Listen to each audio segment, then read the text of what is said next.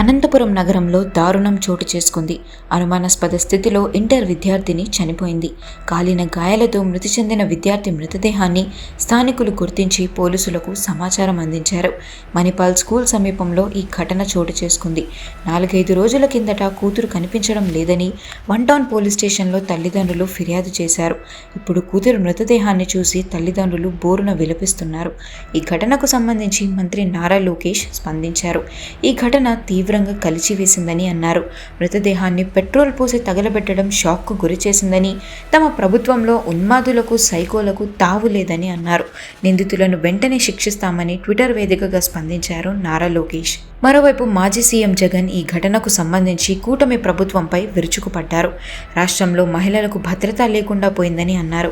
అమ్మాయిని రక్షించడంలో పోలీసులు విఫలమయ్యారని, కేసుల దర్యాప్తు, నేరాల అదుపు మీద దృష్టి ఉందా, రెడ్ బుక్ రాజ్యాంగం అమలు, డైవర్షన్ పాలిటిక్స్ తప్ప అంటూ ట్విట్టర్ వేదికగా స్పందించారు జగన్. మంగళవారం ఇంట్లో నుంచి 9 గంటలకు వెళ్ళిపోయింది.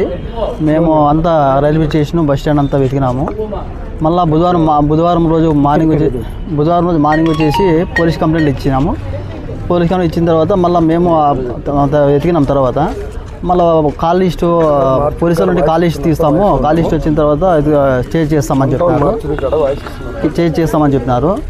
మళ్ళీ మేము ఒక అబ్బాయి పైన డౌట్ ఉండి వాళ్ళు చెప్తే వాళ్ళు ఏం రెస్పాండ్ కాలేదు.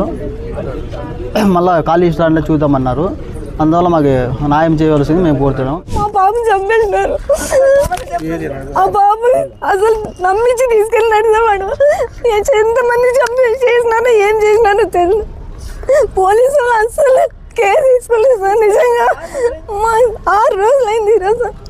ప్లీజ్ సార్, దండం పెడతాం, మా బాబుకి న్యాయం చేయండి, ఏదో ఒకటి చేయండి. నాకు చాలా